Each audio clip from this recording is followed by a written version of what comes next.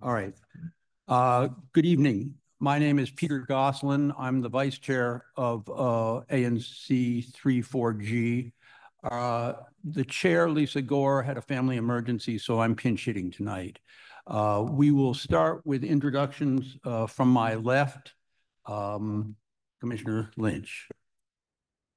Hello, I'm Commissioner Peter Lynch, and I represent SMD 05. Thank you for being at the meeting, and welcome online.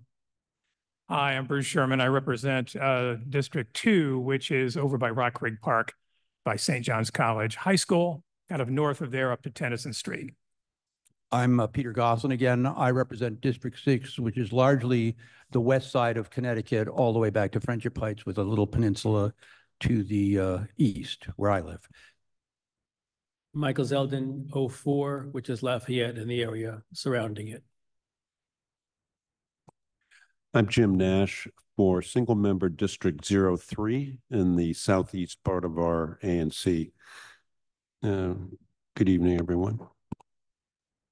Okay, let me just check a few technical things. Luis, it is recording, yes? Our meeting tech guy has been a huge help, but this stuff still doesn't work quite right. Okay, we're great. We're good. Can we do one more introduction? Excuse me? Could we do one more introduction? Go for it, Zach. Hello, everyone. My name is Zach Ferguson. I'm the commissioner for SMD 07. I'm also the ANC treasurer. I'm joined by about 12 other people online. Thanks, everyone, for being here. Apologies, Zach. And will you please let us know if you can't hear anybody here? Thanks. So this is our only regularly scheduled meeting for the rest of this month, and the next one is a month off because of Rosh Hashanah and Yom Kippur. And I think we only have one in November, too. So we're going to try to get through a lot of work tonight. I am dedicated to the proposition we are going to finish this meeting, notwithstanding the amount of work we have to do, by 8:30 so we can get all this equipment down and back up into the office. And that's going to take discipline on our part and on your part. We published an agenda. I'm going to propose a couple changes to it. But in that agenda, which appears on our website and was distributed last week, we have some rules of the road. The most important is that we engage in actual open debate and respectful debate. As I say, we're going to keep to an hour and a half. Commissioners have 3 minutes, 2 minutes for remarks and 1 minute for any follow-up. And so do members of the public. So let's try to keep to those times. I want to start by asking for the leave of my fellow commissioners and making a small change to the agenda. And that is that right after we do the consent agenda approval, we take up a statement that I've written and I circulated to my fellow commissioners, just making clear our view and the view of the law about the sanctity of campaign signs and placards. So without objection, can I add that to the agenda right after the consent agenda? Okay, fine. And Commissioner Nash, you wanted to make a small change? Yeah, I'd like to propose one alteration in the agenda, and that is to substitute for the WMATA update, the safety survey update at the same time. It's another transportation committee item. Okay. With those minor changes, do I have a second for the agenda? Okay. All in favor? Yep. Okay, that's unanimous. Let's turn to the consent agenda. These are things that seem non-controversial, and I mean it's rare in this as an ANC, but a couple of notes to recognize here. Commissioner Sherman, who is the secretary, has submitted a draft of July 22nd and will submit shortly a draft of the other. No, they're all done. I sent them all to everybody. Okay. The July 22nd and December 9th okay. over the weekend, and the July 8th this afternoon. Okay. So because we received them so late, Commissioner Sherman suggested, and I agree, that we should approve them provisionally. He will take our edits and we will get them up on the website as soon as that clears. It's particularly important because we don't have another meeting until late October. Is that all right with everybody? As long as my edits are made in the second meeting. Say it. I said yes, and Bruce and I have spoken via email that I'm okay with that as long as my edits to the July 22nd notes are included in this. Yeah, I've already agreed. Okay. And I'd just like to, under payment and reimbursements, there's my name and a Verizon hotspot with no dollar amount. So the dollar amount for basically this fiscal year is $266.93. I just say to my fellow commissioners, I've gone back and forth about whether or not to get rid of this, but periodically the Wi-Fi in this building just drops. And so we're going to hold on to it for the time being so we have some backup. With those explanations, do I have a second for the consent agenda? Okay, all in favor? Okay, unanimous. So my proposal is to take up a statement. I think it is, the commissioners agree upon it. It's a general statement. It doesn't require testimony, and I don't think we will agree to accept testimony, but it's a statement to just get across that we take seriously the issue of campaigning. We do it, and so that's one of the reasons we take it seriously. But we take seriously the issue of campaign signs being left intact. The statement reads, the general election season is upon us. Lawn signs and placards are going up throughout the community. Homeowners have a right to place signs in their yards. Candidates and their supporters have a right to place placards in public spaces in accordance with the law. Violations are punishable by law. ANC 34G deplores the removal or defacing of campaign signs for candidates at any level. The most effective way to protect democracy is through open debate and advocacy, not property damage and violations of law. Can we just put that to a vote? The second? Okay, in favor? Okay, unanimous, and I'll put that up on the website. Okay, my God, we're moving around. Okay, in this segment, and we're actually on time, this is a resident forum. Residents can speak on issues on their minds as long as we're not already going to bring them up at this meeting that are, in other words, we'll discuss issues on the agenda when they come up on the agenda, but otherwise, anybody who'd like to speak either here or online, please raise your hand. Okay, Brian Hellman.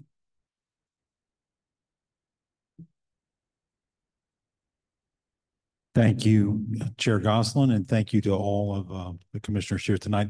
I just want to point out in the interval while the ANC was on break, we had the 9th anniversary of the passing of Julian Bond, who was a longtime 17-year resident of Chevy Chase, lived at 5435 41st Place in Ward 3, and was a civil rights icon. Graduate of Morehouse College, follower of the teachings of Martin Luther King, and an advocate for DC statehood in later life. His only memorial in the district is here at the Chevy Chase Civic Core in the bench that is outside this building. And I would like to formally ask this group of commissioners to consider a resolution in support of making that memorial to Julian Bond a permanent fixture of this place and this community center, and would like to submit a draft resolution through Bruce Sherman, my SMD commissioner. Thank you. You're welcome to submit a draft resolution. I don't have a problem with that. I don't think we can take it up tonight. No. Just want to voice support for that, and happy to work with Brian on that and present it to the commission.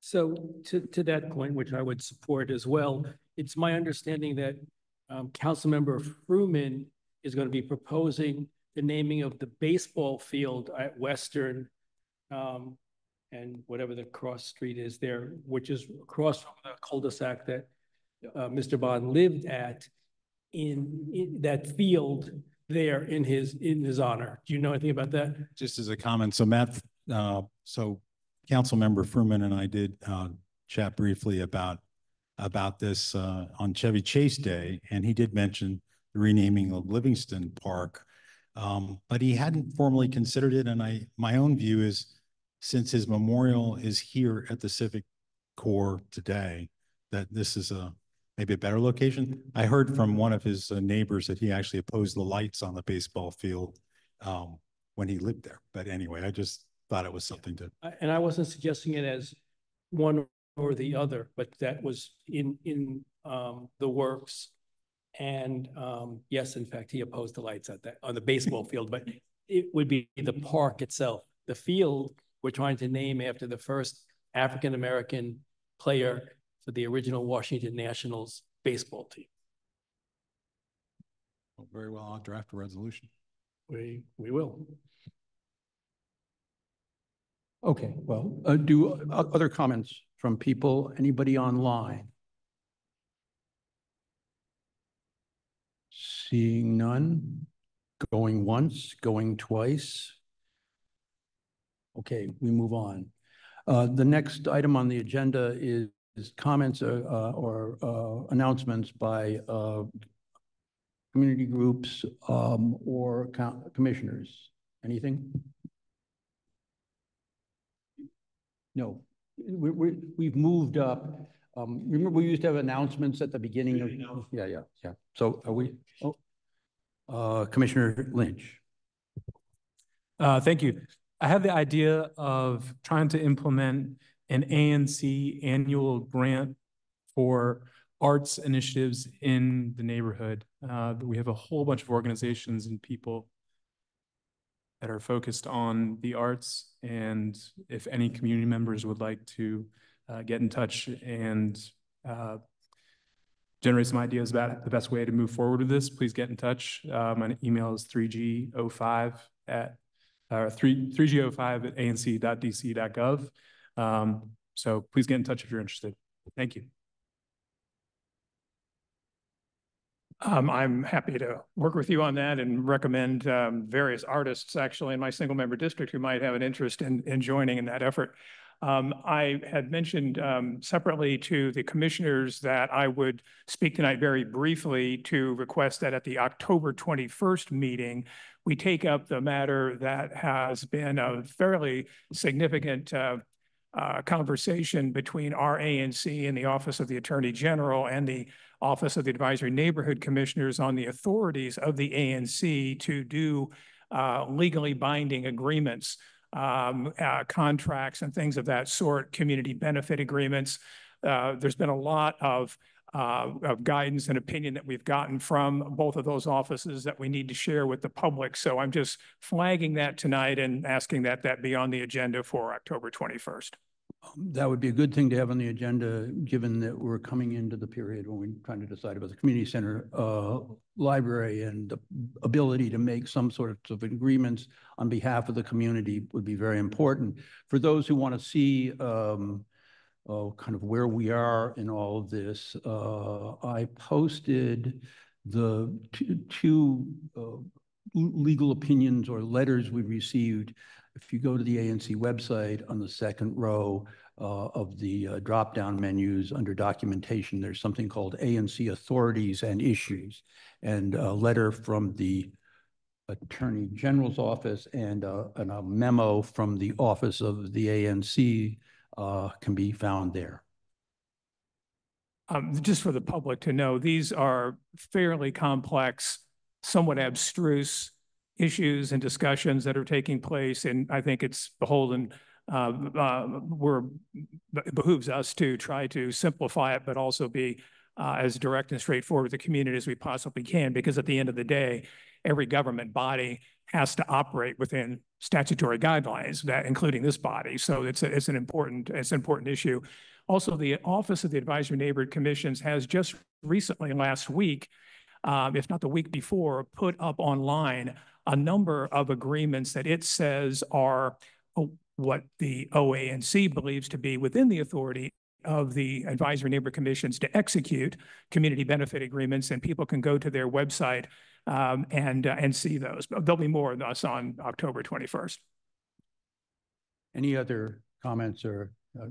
Yeah, and I just Delva, say, yeah. Bruce, I don't oppose that, provided someone from OANC and OAG is there to explain it. I don't want us to try to, in lay terms, explain what are pretty serious legal documents. Right. No, I think, and separately, I've mentioned to the commissioners that I strongly support having the Office of the Advisory Neighborhood Commissions and the Office of the Attorney General come. Just the teaser on this is that these two bodies are not in agreement as to what our authorities are.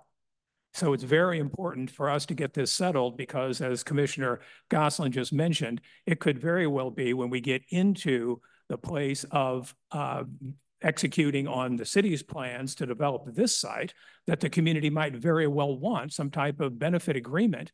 And the question is, who can execute that under what authority, towards what end, and so forth and so on. So any other comments? I've got one, Peter. Who's that? Is that Zach? Yep, go ahead. I wanted to let everyone know about an event coming up. It's the Week Without Driving Challenge. It's coming up next week. And this was started a couple years ago. There's a group called Disability Mobility Initiative that was documenting what it's like to be a non-driver, your experience. And they were challenging elected officials to try to go a week and understand what it's like to rely on bus service or paratransit or other ways of getting around besides a car. And so now this has become a national event. It really encourages everyone. It can be any resident, but particularly the executive branch, down to us elected officials, ANCs. I think we have Councilmember Fruman participating, another council member, some ANC commissioners. I'm really hoping we can get the DDOT director. She's newly confirmed to agree to this. And the idea is not that you can't, drive a single time. We understand, that's not the goal. You might have a doctor's appointment you just have to drive to. The idea is that you spend a week really thinking about what, we about 38% of DC residents, households don't have a car. And, when you rely on the bus, when you get around other ways, you start to see things. So I think it's just a really great week to get in those shoes, especially for us elected officials or other residents who are accustomed to driving. So I just encourage everyone to check it out. I'll put the information in the chat, but if you Google Week Without Driving DC, you can find the information too.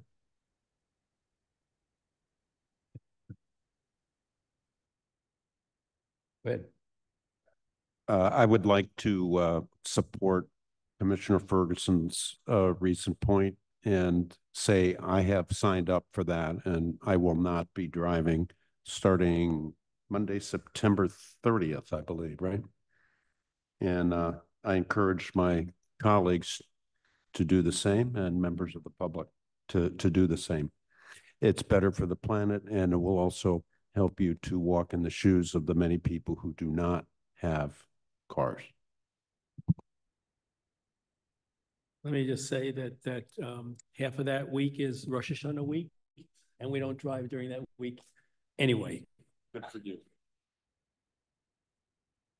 So we're finished with announcements, yes? So I turn the mic over to Commissioner Nash for a report on the safety issue. Okay.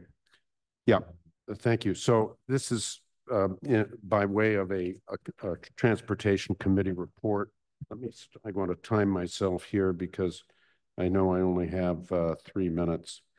And I'm here to talk about the safety survey that the safety group, which is one of the 2 working groups in our Transportation Committee, finished. But before I do that, I also want to say we had a great day, the Transportation Committee at Chevy Chase Day.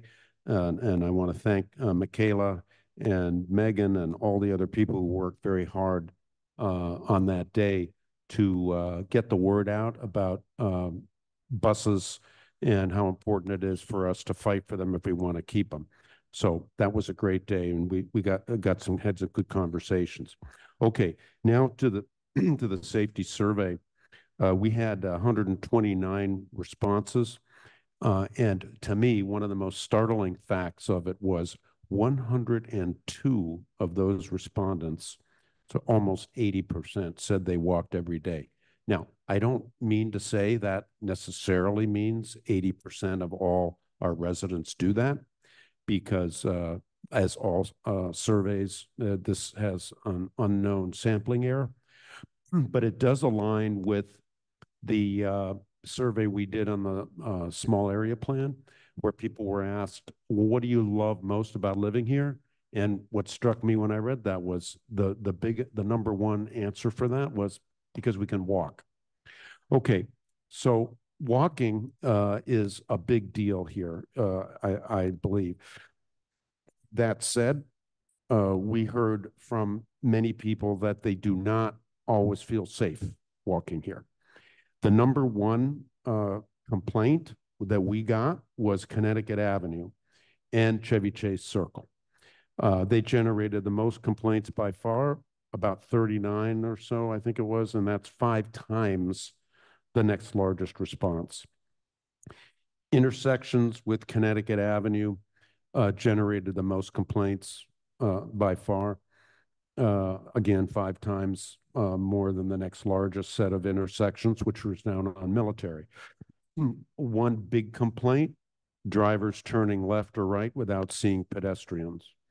The biggest problem intersection was Connecticut and McKinley, and Connecticut Avenue and Chevy Chase Parkway, where there is no crossing signal. Both of those had 8 complaints. And then a third point I want to make, and I'm just about out of time, is sidewalks. And there are 3 different problems here. I am going to have to stop, though, because I'm running out of time, and I'm going to respect the 3-minute rule. But I'm going to put this item on the agenda for our next meeting, because I've only begun to fight here. I mean, explain. And thank you again to all the people on our safety group for all their hard work in getting the survey done. We have a lot of more work to do. All right. Okay. Good. All right. I think we now turn to a discussion and a possible vote on a resolution concerning DEMPED's proposal for disposition of this site, of the community center library site. And let me set the stage for this by talking about a resolution that was originally drafted by Lisa Gore, by Commissioner Gore, and I think substantially improved by Commissioner Lynch, and edits from Commissioner Lynch and myself. As almost everybody here knows, and most people online know, this is probably the most controversial issue facing the community today. The city wants to put a new community center and library here, but also housing. There are people who feel strongly that there ought to be a lot of housing, people who feel strongly that there ought to be some, people who feel strongly there ought to be no housing, and we ought to save this as a public institution, a public site for public-only institutions. Where there is no disagreement among all of these groups of people is that this community ought to have a strong voice in its future. And I'm in the some change category and maybe some housing category, but I have great sympathy for particularly the no housing, no change, or no housing view, in that the history here is not encouraging. I agree that the community was not listened to as much as it could have been and it should have been during the small area planning process, something that occurred early in my term as a commissioner, wrapped up early in my term. So this resolution basically says, and I will give you some of the specifics, that we want What's most important about the process going forward from here is it's going to be the first time we ever see actual proposals for this site. We've talked in sort of concept level and very high level concept level for years now. We asked throughout the small area planning process for visual presentations of what the proposed changes the proposals the city was making would look like. We got weak tea for visuals. What's happening now is that the city has issued a request for proposal. Developers have come back with plans. And I can't say I fully understand whether we'll see all of them or just some of them, but we're going to actually see people saying, you know, this building will be X tall and that building would be over there. And so that makes it a crucial moment in this debate. And really the most important moment for us to voice what we think ought to be here or what we think should not be here. And this resolution builds off of the comments, really sort of non-comments of the city's the official who appeared at our last meeting from the Deputy Mayor for Planning and Economic Development's office, who said he couldn't tell us anything about anything. And I think that many of the commissioners, perhaps all of us, ended up pretty concerned that we were going to get short shift again. So this resolution asks for, I can read all the resolved if you want me to. This version with Commissioner Lynch's and my edits, I only got up this today. There's been a version up since last week, but this version, so do you want me to read this? Yeah, okay. So be it resolved, ANC 34G calls on DEMPED to prioritize through community engagement regarding the disposition process. The ANC emphasizes that communication initiatives should not be limited in scope. They should provide comprehensive information and opportunities for feedback, allowing the community to fully understand the implications and details of the disposition process. The disposition process, by the way, is something that ultimately goes to the council, and the council approves a deal that gives away the land or leases it for long periods for little money in return for a specific proposal, okay? 2, the ANC strongly urges DEMPED to fully fund the necessary tools and resources to facilitate these extensive community engagement initiatives, ensuring all voices are heard and considered. 3, prior to selecting a developer, DEMPED should host multiple community meetings in various formats, such as in-person, hybrid, and Zoom at different times with development teams and the community to discuss proposals and gather community insights, fostering a collaborative approach aligned with best practices in urban development.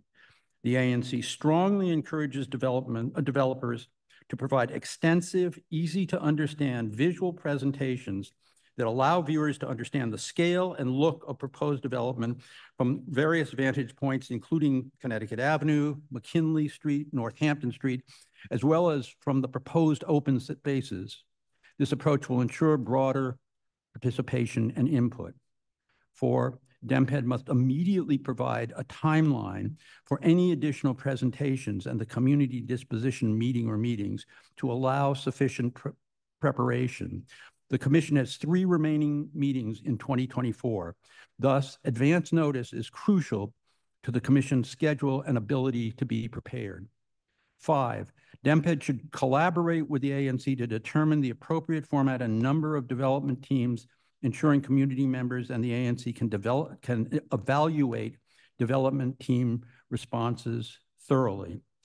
6, the community should have multiple opportunities to ask questions and give feedback on presentations before DEMPED selects its development team. And 7, the development team responses must be publicly posted promptly, and DEMPED should establish a public feedback mechanism to facilitate community input on each of the proposals. And then there are 2 further resolves: that the commission understands the civic core redevelopment is an issue of importance to the entire ANC. Thus, the commission urges DEMPED to include all 7 commissioners in all communications pertaining to these issues, including this resolution. And the last one is the commission designates the commission chair, Lisa R. Gore, ANC 34G1, Commissioner Peter Lynch, ANC 34G5, and Commissioner Peter Goslin, ANC 34G6, to represent the commission in all matters related to the resolution. So let's just put it on the table and then we can discuss it. Do I have a second a motion to put it on the? Okay. Let's see. Do we want to start with community discussion or should we start among commissioners?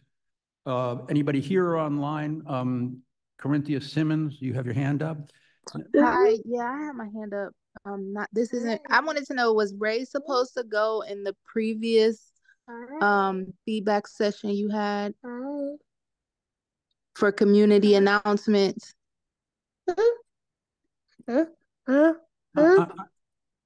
I'm sorry, Corinthia. Yes. What? Oh, I thought, I don't have the agenda in front of me, but I thought you had brought about community announcements, and that's when Commissioner Nash talked about transportation. If so, I wanted to give a community update for race, the Racial and Social Equity Committee. So I'm just trying to see where I fall on the agenda. Wait, Corinthia, the race has we have a committee and task force reports later on the agenda. Oh, okay. I'm sorry. I thought you had said earlier that it had moved to beginning. Okay. So just hang in there and we'll get to it before 8:30. All right. Anybody here in the audience? Michelle Wallen? Hi. My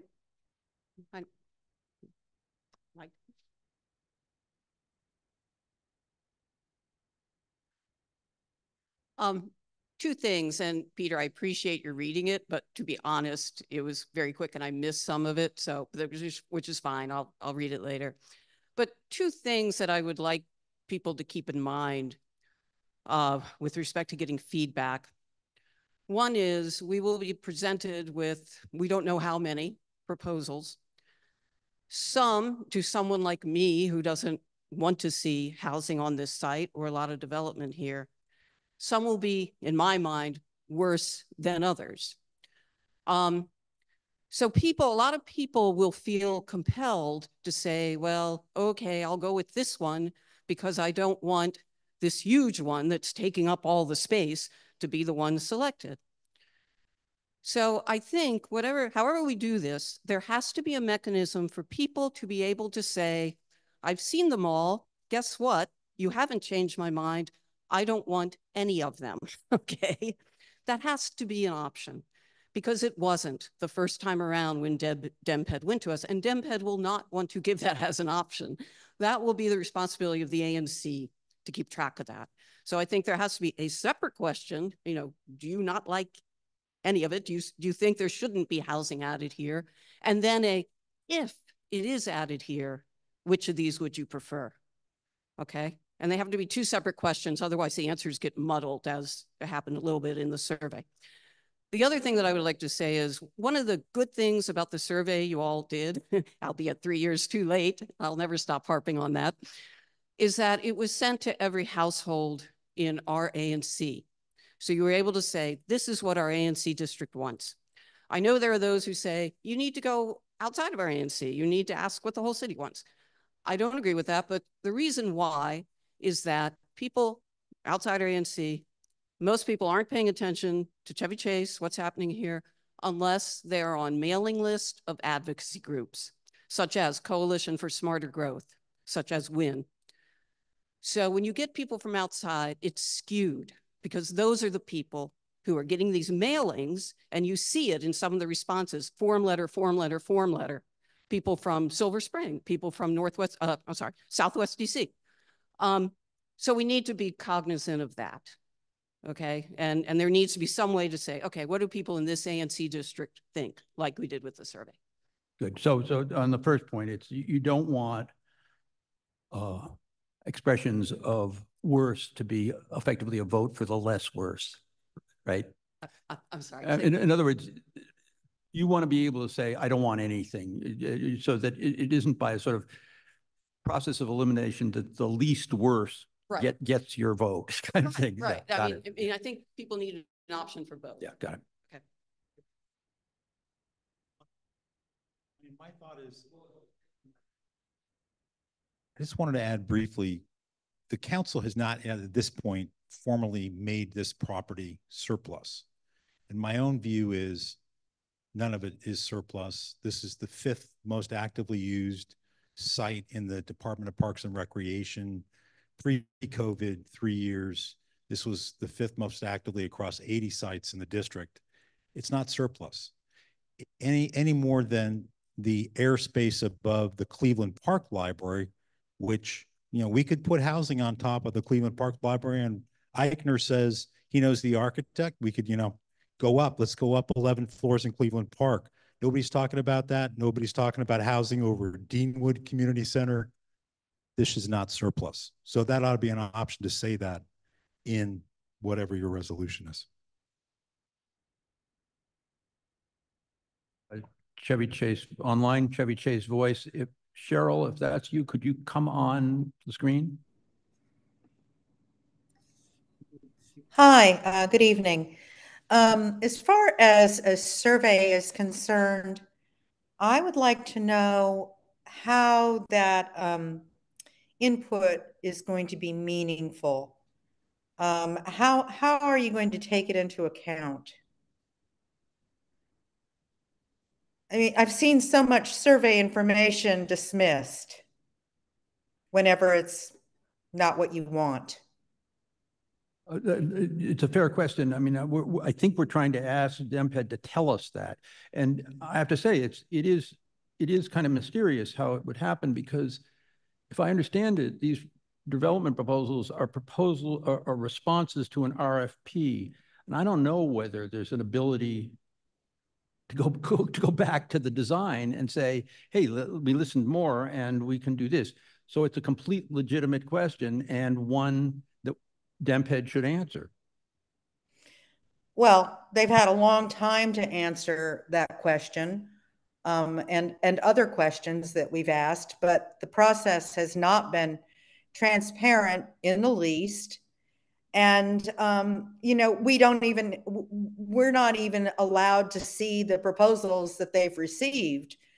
They're going to secretly select a proposal based on some criteria that the community is not even a party to. So just a couple of things in response. As we understand it, as laid out in the resolution, DEMPED will hold the disposition meeting. We're given 30 days advance notice of when that meeting will happen. They obviously have not indicated when that will be. They wouldn't tell us at our last meeting on September 9th. So we're waiting to hear when the meeting will be, but they need to give us 30 days advance notice. So it's not going to be before October 23rd. So the point being that we have 3 meetings left this year, October, November, and December. And this resolution is calling for a lot of engagement. In addition, I think it's fair to say, to what DEMPED has indicated its process allows for. I'll just say that we discussed this a bit on September 9th, and that is that they'll hold the hearing, the disposition hearing, at which they'll present the design proposals for the community to be able to ask questions and provide feedback. And then shortly thereafter, they will look to the ANC for a resolution that expresses community input regarding the proposals. Now, what that exactly looks like remains to be seen, but it's essentially, given the proposals and given what the community has said through various survey instruments, how do they stack up? How do they measure up against what the community writ large through these survey vehicles has said it wants? This resolution is calling for more than that. It's calling for more engagement, more communication. So I think that if DEMPED takes this to heart, it's going to extend the period of feedback that we're able to provide. And I think Commissioner Gore, Chair Gore, as amended and added to by Commissioners Lynch and Goslin, that you've had this in mind, but there needs to be a more robust process than they hold a meeting, let's just say hypothetically on December 1st, and at our December ANC meeting, they want a resolution and it's all done. I think what this is indicating is that the ANC wants much more than that. So just to be clear, at the end of the day, it is the ANC that provides a resolution that channels the feedback from the neighbors. And so it's incumbent upon the ANC, not just DEMPED, to be the recipient, the processor, the analyzer, if you will, of this data, of the information that's coming from the community to fairly represent the community's preferences. So there's a lot coming on this, not only for DEMPED, but for the ANC as well. To that end, we have to, with visuals in place, have to re-engage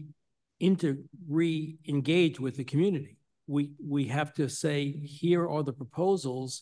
Let's have a look at them. Let's give us your point. And to Michelle's point, if we don't like any of them, we don't like any of them. I don't know that they'll let us under the RFP process relitigate the question of nothing, but we can ask about that. But I think that we have to be careful that prior surveys, without having seen what the schematics of these things will look like, add as much weight as what new information we can glean post the opportunity to see what these things look like. Let me suggest, just for people online, I've been knocked offline. I don't know if you can hear me. It would be nice if I get back online. We can hear you. Okay, good. Bruce, one thing you might consider as a friendly amendment is an additional ask that we push any of these hearings off to the new year. I mean, we're going from Rosh Hashanah to Yom Kippur to Thanksgiving to Christmas, and we ran into the same problem with the first part of this drama. The surplusing process was dropped on us in mid-November. Just an idea. Well, one thing I think it's certainly fair to ask for right now is some sense of a date. They should be able to tell us when they believe within a window it's likely that they would schedule the disposition hearing. I think it's also perfectly fair for them to tell us how many proposals they've received. It's not a huge mystery. That shouldn't be a problem. There are certain things we could ask for and know right now that would help us a bit. And then if in fact they're indicating that a meeting might happen as soon as November, unlikely, then we plan accordingly, right? They're likely going to want to proceed expeditiously, I would imagine. DEMPED's interest is probably keen in doing that. And I just Bruce, can I ask Bruce a question about that? Because Chevy Chase Boyce. Cheryl, just hold 1 second. Let me just say, okay. To Commissioner Sherman's point, when we get to the next item on the agenda about possible community engagement tool, I mean, we're having problems. Lisa Gore and I talked to 2 vendors. We have a real problem deciding. I mean, ideally we would wait, but we don't want to wait if it turns out they're going to push. DEMPED is going to push hearings right away. So right. I mean, we need to make decisions that would make this work, at least work somewhat. And the only way we can make those decisions is if we have some sort of schedule. There's the Chevy Chase lawsuit against Chair Hood and the Zoning Commission and the city, Mayor Bowser. And I believe that suit will move forward. And consequently, that would require all of the zoning hearing to be redone as a contested hearing. The suit will probably not be settled in Superior Court until January. So it is beyond me how anyone could start a disposition hearing when the developers don't have a clue whether or not the zoning is going to be done as it stands. Their zoning is doing a map amendment, as you know, for these new zones. And whenever there is a map amendment, there is a contested hearing. They can't just willy-nilly decide that it's going to be a rulemaking hearing. So I don't see how that works. I don't see how the developers can move forward with anything, nor can the property be disposed of in a surplus with the zoning upside down like this. Okay, so we have somebody at the mic now, Andrea Rosen, and then Corinthia, and then I think that's Cal. So, Andrea. I would like to suggest for the ANC's resolution that you call for representations of the designs using ArcGIS, which is something that OP has resisted at every stage, but which gives a much more accurate sense of what the buildings are experienced as, and not simply from different intersections, but from different, whether you're in a car, whether you're walking on the sidewalk or in a house, I don't know, various things. And they can be manipulated in real time. And then separately, I just want to remind the ANC that DC law calls for 2 separate hearings, a surplus hearing by the council, a disposition hearing by the council. They're not supposed to be joined. The decision that a property is surplus is not supposed to be dependent on a particular design for a replacement. And a number of members of the council, the last time the mayor brought up, like, I don't know, 8 properties to be surplused and disposed of, was they were angry that she was mushing it together.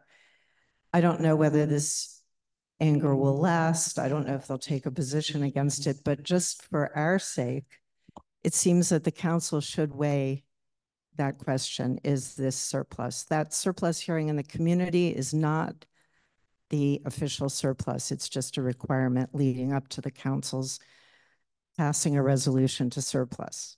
So I hope that makes sense. Thanks. Corinthia?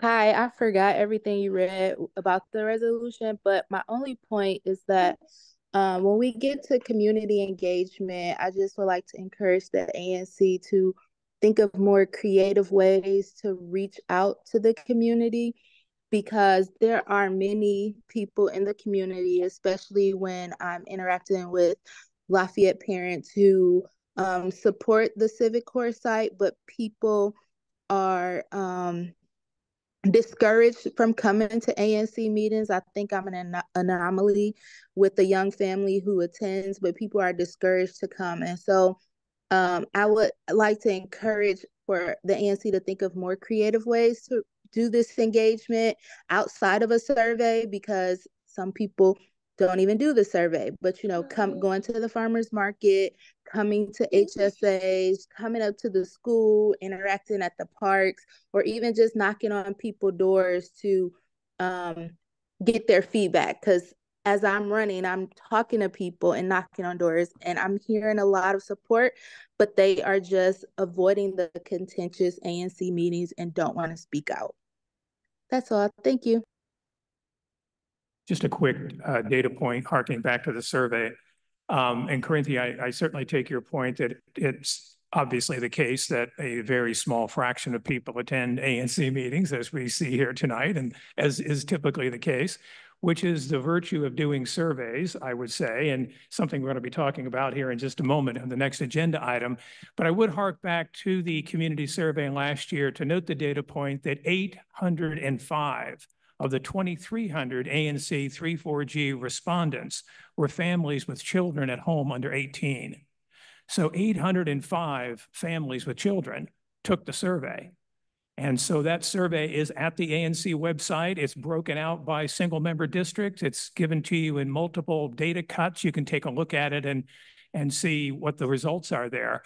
But that is a very effective way of being Bruce, you're much more discounting my inclusive. suggestion.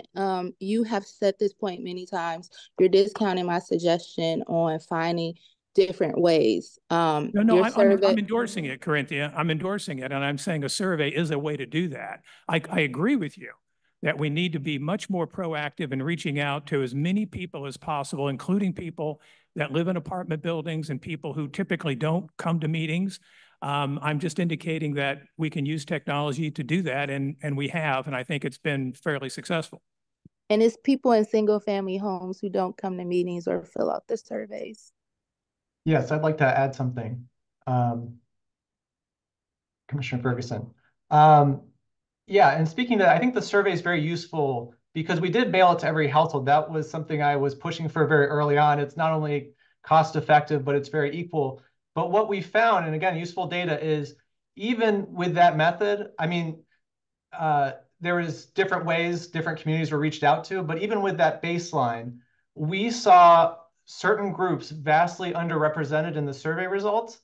And so I think we can really use that to Corinthia's point, try to reach those groups that were still, even with a house-to-house survey, vastly underrepresented in the survey results. So I think, certainly like look at, as Commissioner Sherman said, look at the survey data. It's really useful.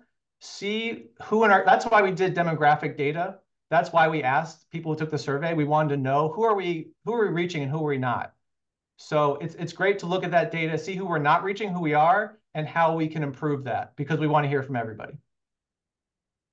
Cal Simone. Okay, so Corinthia's made a nice segue into what I wanted to say, and I'm afraid this is a little bit vague, but I like the list of ways you're asking in the resolution in resolve number 3 about different formats. I wonder if this is specific enough an ask that they can act on, because I could see them saying, well, we did a little bit more and that satisfied your request. I don't have any suggested improvements or something more specific to say, but I just wanted to leave you with that question to ponder. Now, just ask the question again. I'm having trouble understanding it. I'm having trouble hearing, so that's one of my problems. Okay. Can you hear me better now? I just don't know what you're just. Okay. Say what you I'm said again. saying that the list of items in number 3, multiple community meetings in various formats, and there's a little bit of description of those meetings. Is that specific enough an ask that you're going to get what you want from them without them saying, we did a little bit more and that satisfied your request? That's the concern I have. Well, so one way we could beef that up is to take Andrea Rosen's suggestion and add ArcGIS, which we did request the city use during the small area planning process, and we didn't get anything like that. But in any case, yeah, I just want to bring up the point that this is our community center. It is the people's community center and library. And with housing or without housing, we should all have an input on this. And it's really the job of the city. They ought to be doing the work and asking these questions that Corinthea's brought up, that Bruce Sherman's brought up, that Chair Gore wrote in this resolution. We are going above and beyond soliciting this feedback, and we're happy to do it. I think we're going to do it. But really, that ought to be what the city is doing. So I think these are all great suggestions, and we want everybody's feedback. But at the same time, one of the ways to look at this is that the city really is just not doing enough in their job. None of us are paid.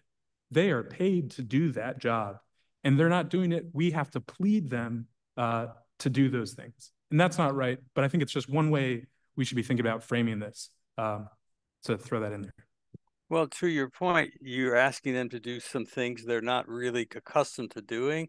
So that's my concern is that if you're not specific enough with how to go about doing this in your request, they'll sit there and go, well, I don't know, we'll do a little bit more of what we've been doing and that'll satisfy their request. That's the concern I have. No, it's a good point, Cal. Do you see any points that could add more specificity? Well, as I said when I first brought this up, I don't have any specific suggestions since I just saw this for the first time as Commissioner Gosselin was reading it. So I haven't got anything yet. Okay. Liz Nagy. Here. So after the last meeting, I asked DEMPED, I said to DEMPED that I thought that the community would want to have meaningful input. And he responded to me, well, what's meaningful? So I think that that's an indication that we need to be really clear how we expect the information that we gather to be used by the city, as opposed to, I heard it, but I don't care what you said. So I think that's something that we need to really concentrate on to make sure that the input that we're gathering is used by the city as opposed to just sort of flies by them, and they say that they acknowledge it, but they don't actually put it to use. So Liz, if you could look on your phone just go to the ANC website and just quickly scan through the resolution. If there's something you'd like to propose to add, that would be. I'd have to, I'm sorry, I also just heard it for the first time. I'm happy to look at it. Sure. Good. No worries. Commissioner Goslin? Just as a reminder too, and for any future commissioners, this is, I would say, just a first step in, or not the first step, one of our steps in continually advocating for more engagement. So for folks in the crowd, I don't think this is going to be the last time we push for more engagement, and it will certainly come up again and again. And if it falls short, I'm sure that everybody on this commission is going to request that it be where we see that it should be. Okay, not seeing any hands online or other people here. Commissioners, do you want to comment on this before we take a vote? Yeah, I'd like to say that people have made some good points tonight about this resolution, and I see two different ways to handle that. One would be to wait so that community members haven't seen this. We asked for some specific suggestions. They couldn't provide it. There's not enough time. So one way to do this would be to hold off on doing the resolution now, get some of this community feedback, some specific tweaks, and do it again. Yeah, I know the problem is we got several weeks till our next meeting. A second option would be to pass this, but see if we can have a follow-up resolution, perhaps, that would be more specific and that would allow time for some of these concerns to be spelled out. At least those are two ways I see of handling what's happened tonight. Well, I'm going to strongly encourage this commission to pass this or something like it tonight. We can, as Commissioner Lynch said, we can and we will follow on. I mean, again, this is one of the few areas where this community has a broad agreement, which is that we get to say something about the future of the community. So that I don't think this is something that's going to fall between the cracks. But I am concerned that if we don't say anything until October 23rd, you know, it might be a dumb deal. I wanted to suggest listening to what people said, three sort of friendly amendments to our own draft resolution. One, that we urge the DEMPED to put off hearings until the beginning of the new year. Two, that we ask, among other things, for them to use ArcGIS, which is, I mean, it falls under the rubric of easy to understand. You can actually manipulate your way through space, and it gives you a much better sense of what the look and feel and size of something would be. Three, raise the question that Andrea Rosen raised of two hearings. One of the ways we could avoid the problem that Michelle Wallen raised of the less worse a proposal being the one that gets the support is to make the question at the surplus hearing the yes/no question, the question of, do we develop it with any housing or anything else other than two public institutions, or don't we? And we might want to suggest that those hearings be held separately and those questions be treated separately. I think, and I think that's, I mean, what do you, to people who've made these suggestions, like Commissioner Sherman, what about wait to the beginning of the new year? Well, I defer also to colleagues such as Commissioner Zeldin, who won't be on next year, if that's okay by him. And also just realistically, just realistically and looking at this calendar, Yeah. We're unlikely to have a disposition hearing until November, December. That's just the reality. They have to give us 30 days, as I said. And so it'd be October 23rd at the very earliest, which is not going to happen, which means then that we bump up against the holidays, and it's very difficult to have meaningful community input during the holidays. So yes, Commissioner Gosselin, I support that.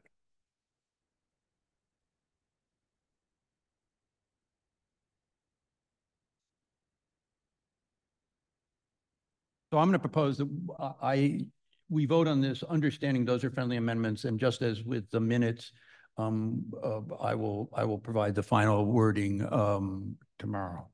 But that we pass this tonight. Zach, you're hidden behind some message that Zoom is sending me. Have you got any comments on this? No, I've been enjoying the discussion. I've seen, DEMPED has delayed the RFP many times. I think they amended it several times. They delayed the deadline. So I don't see them racing so far. That's at least not the last year we've seen, but I'm ready to vote. Thanks for everyone's input, and thanks for drafting this resolution. Okay.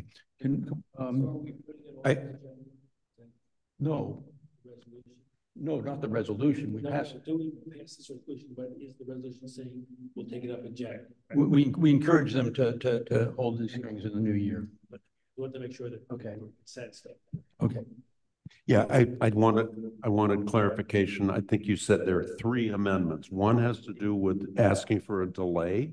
Right. What are the second? The second is adding the request that they use ArcGIS. This is interactive software that lets you sort of walk through the space. And the third is asking that they treat the surplus and the disposition hearing separately, so that the surplus hearing is on the yes/no question, and the disposition hearing is on the Michelle, you're squinting. Do you not like this idea? I'm trying to be responsive here to your proposal.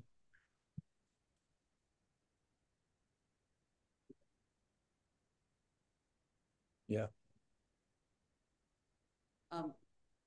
Again, that's, there's a lot of echoing. It's kind of hard to understand what's being said.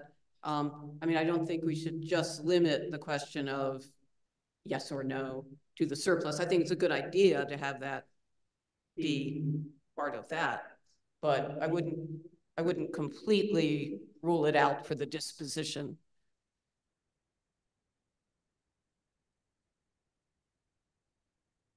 I'm sorry, should I repeat? Okay. And in terms of, again, if there is a survey of the populace, again, that should be an option. Okay. Commissioner Lynch. Yeah, what was the genesis on our end of delaying till January? Delaying what? You said one of the friendly amendments was to delay till January.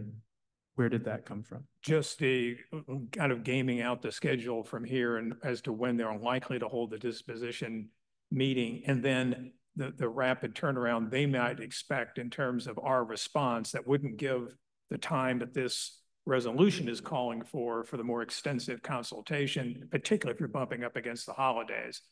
But it's subject to further discussion, obviously. Weren't we under the impression from the last meeting that they were going to go with after January anyway?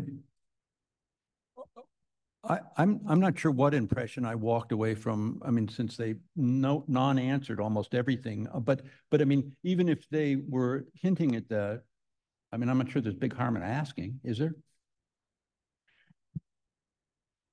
Yeah, look, I was trying to be responsive to Commissioner Sherman. I mean, he was the one who was raising the calendar. Well, I just didn't want us to be put in a situation. I didn't hear that myself last time. I wasn't sure that was the response. And I had an earlier conversation, as I mentioned, with Gilles about this whole process. And I didn't hear anywhere along the way that they were postponing it until after the first of the year. But again, I don't see any harm if we're okay with that and putting it in the resolution.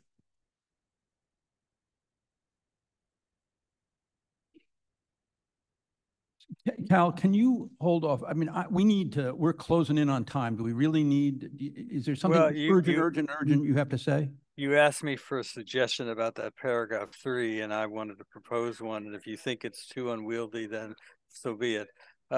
Is there a way that you could say that, you know, the ANC is going to include more specificity or send more specificity about the types of formats following the passing of this resolution? So the resolution A doesn't get hung up with, and B, you know, we have time to consider what those other formats and approaches might be.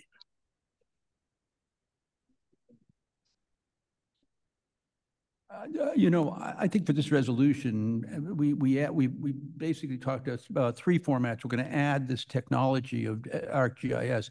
This hardly restricts us from coming back and saying more. I mean, I'd as soon get this out tonight if it's all right with people. Are people willing to vote? Yes, I might suggest that it is not the issue of when they release, and that we don't want, like, it would be great if we saw the plans tomorrow, if they were planning to release them this week. I don't think they are, but if they came out with them this week, we would have more time to digest them. But I think what we're asking for in this resolution is that this community has enough time to digest and weigh in on whatever does come out. Okay, so I think the key is asking for time to analyze, digest, take in, and understand what is presented, not to delay the presentation. Well, then I'm happy to not accept the friendly amendment. Well, adjust it. Yeah, just, I mean, that's fine. Yeah, so we'll drop that, you know, I mean, we've asked for a schedule. I can add a language that says we asked for it immediately, and we hope to see the plans immediately. But his point is, does the resolution currently say enough about giving the community time? That's your point. And do you think the resolution says that? I think so, yes. Okay. So the other would just be an added on item. It wouldn't be one or the other, but it doesn't matter. Okay. Yeah. What if we decided among ourselves, how much time do we need between when the proposals are given to us and when the final decision is made? And just say, we want, 3 months to do that. What's wrong with asking for that? My problem with that is we have no idea. I mean, how many proposals are there going to be? Are there going to be 3? Are there going to be 5? Are there going to be 15? How many people came to the developers? Somebody came out and walked with them back when they did the surplusing, when DemPed did the walk. I thought they said there were 100 different development groups represented. I mean, we could use 1.5 years if they bring us 100 different proposals. I mean, so I'm not sure we want to set a time certain. Well, how about we just say we want X number of weeks per proposal, and since they're not telling us how many proposals they have, which is annoying, we put it back onto them.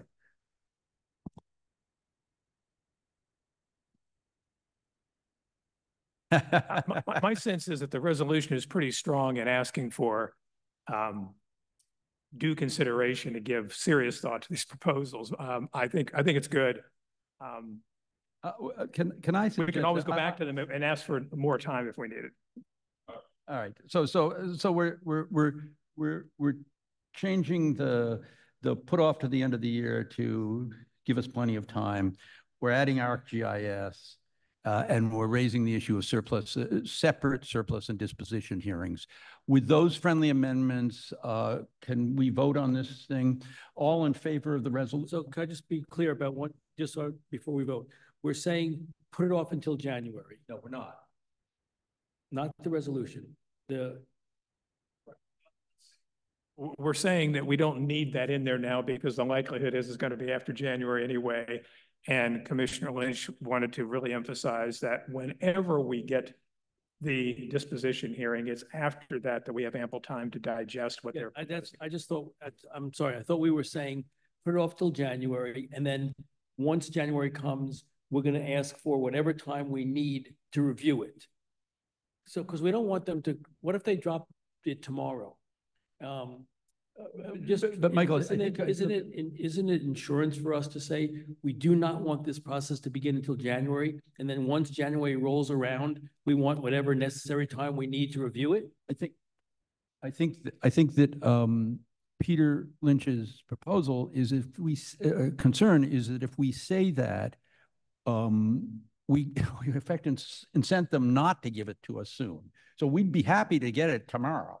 But if we get it tomorrow, we have to take that into account in terms of timing. Like, I mean, look. So I mean, this. Get it tomorrow. What is the resolution saying in terms of how much time we're asking for review? What I think the key is just that whenever we get it, whether that's January or next week, that the community has ample time and input to weigh and consider what's at stake. Yeah, I think that's so with those friendly, is that adequate understanding? Okay, so with that understanding, and we're going to need to wait a minute because I need to see Zach's vote. Well, maybe somebody else can tell me if you're not knocked off. Are we all knocked off? No, he's there, so. Yeah, you can say. Got 20 of us online. All right, well, you'll just have to tell me what your vote is. So we're all in favor of the resolution as friendly amended. Yay. Is that a yes, Zach? Yes. Okay, so that's unanimous 6, right? Okay, we're on. We're moving on to the next thing. Let me just wait 1 second. This is a very quick report I'm going to give.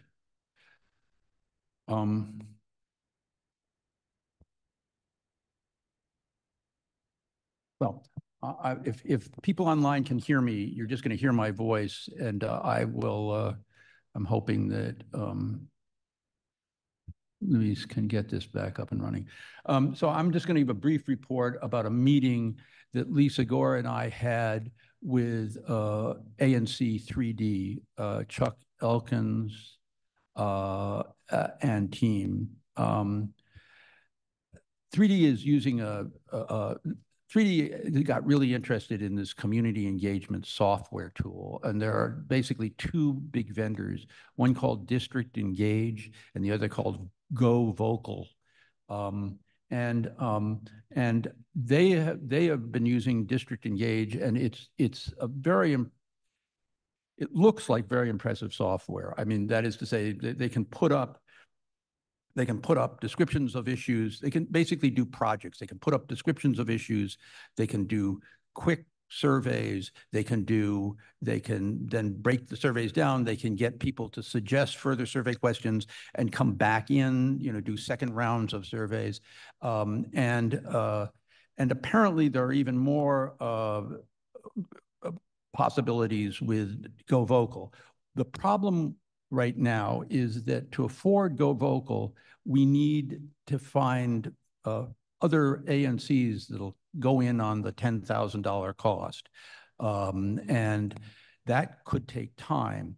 If NEMPED lands these proposals soon, then we should have this tool in our quiver to help with community engagement soon, which would have us go with a sort of what at least they are describing, 3D is describing as a second tier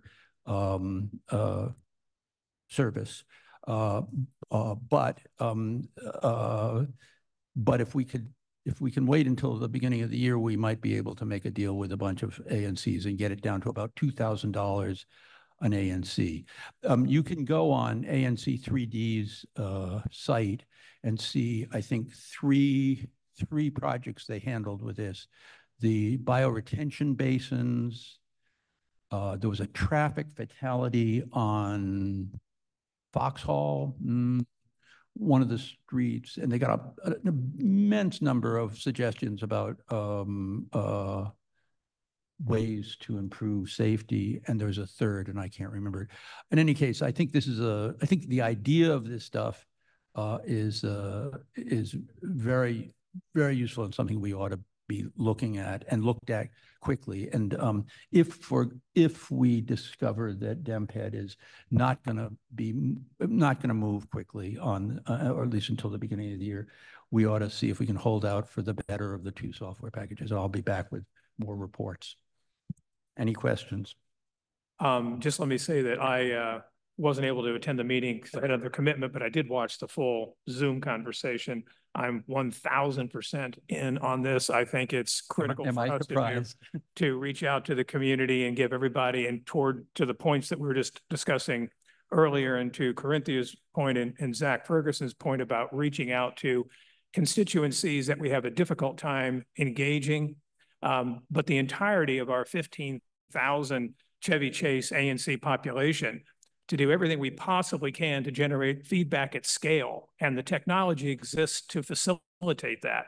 And we, as a commission, I think, should be all over it on issues that are not even as large as the Civic Corps, because as we saw from the example, our colleague ANC, they were able to sample opinions on fire retention beds and so forth. Now, keep in mind that we have tools. We did, of course, a survey last year, and some of us use surveys all the time in Zoom conversations to engage constituents. This is a step above and beyond that, and it's a nice, sophisticated, both programs, Go Vocal and also Direct Engage. And I would support us even if we had to be even more proactive on the procurement side, if we wanted to do Go Vocal. The other thing I would say about Go Vocal, I spent some time at their website. There are many municipalities across the country that are using this for direct engagement of citizens, precisely for greater inclusion, greater cross-section of their citizens, expanded participatory democracy. I mean, it's everything that ANCs were created to do, in my view, and I think it's really, really good. And I appreciate the outreach and the work that our colleague ANC has done on that. So I'm just saying that if we needed to be even more proactive on the procurement side, I'd be supportive. Cheryl Barnes has her hand up. You want to say something? I do. Two things, actually. As far as the Arctis is concerned, there's not a huge need. You can go and spend the day walking around Van Ness. And in my opinion, that whole area is the opposite of our vibrant business district. Or you can just hop on over to Petworth, although those buildings are only 6 stories high. So the proposal is for our buildings on Upper Connecticut Avenue to be 7 and 8 stories high. I think it would be helpful if the commissioners and members of the community could just go spend some time in those neighborhoods to just see what that feels like. So I don't really see, I agree with Andrea Rosen that DEMPED should certainly be transparent in the process and using the ArcGIS responsibly to show what they are proposing. But as far as we're concerned, we can easily go to these neighborhoods and see what it feels like. That's the first thing. The second thing is that there were over 200 people at that DEMPED walkthrough. I was there. So was Andrea Rosen and Ann Laporta and some other. Cheryl, hold one second, please. We already passed the resolution. I mean, we're no, I know. I'm just saying you don't need the ArcGIS to understand what it feels like to have 7-story buildings. Okay. Fine. Okay. At the walkthrough, there were 200 people, Cheryl, many of them planning on submitting the proposals. But when we did our Cheryl, RFP meetings. If you don't wrap it up, I'm going to mute you. We've already passed the resolution. We're on to community engagement software, and we've got about 10 minutes before we have to get out of here. So I've had my hand up since that time, though, Peter. I'm actually answering your question about how many people were at the walkthrough. Well, in any case, you've had 2 minutes, so let's end it. Okay. Thanks. Okay. All right. Okay. ANC committee and task force reports. Nothing from ZDD. Corinthia. This is the time for the race report, or Libby Martin. Yeah. So on Saturday, we, in partnership with Historic Chevy Chase, we did a unveiling of the 250-year anniversary is over at where the diner stand is. So it's called our Windows Project. So we're gonna have a couple of historical unveilings across the neighborhood for everyone. I have a chat that has, I mean, not a chat. I have a link that I could share, but I can't put it in the chat for community members if they would like to see that written up. So that's all. Okay. And is Jenny Bacchus on the line or somebody from the Murray Project Task Force for that report? I don't see anybody. I think their next meeting is October 2nd at 7 o'clock on Zoom. Shell, you want to say something? Yeah, I mean, we're closing in on time. Let's see. We're turning to commission business. Zach, the FY, do you have something on the FY25 budget? No, we'll do that next meeting. If anyone has any things they'd like to share or input on the budget. One thing I note is last year we had a lot of money for personnel, and I think just this year we won't be doing that just because that's as an employee, a salary. So we'll switch that to more flexible contractor payments. That's my suggestion for next year, unless the commission thinks they're likely to hire an employee. But we can plan to vote on the budget next meeting. Okay. Secretary's report, anything? Oh, treasurer's report, I take it there's nothing else to report. So possible items for next meeting. You said so. Oh, yeah.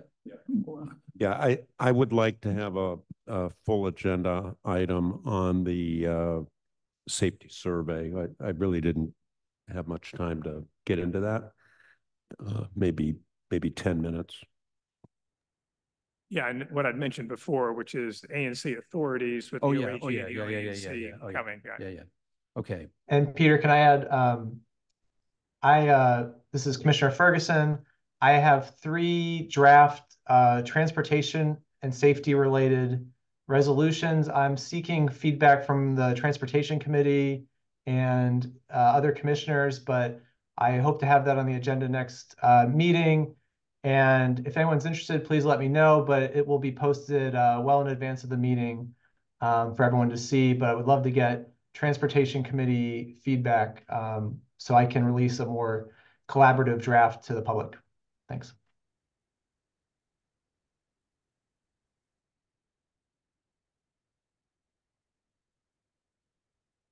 We are going to have a presentation from the DC Auditor Kathy Patterson on her report on staffing at DCPD. So she'll be at the next meeting and speaking about that. So look forward to recording in progress.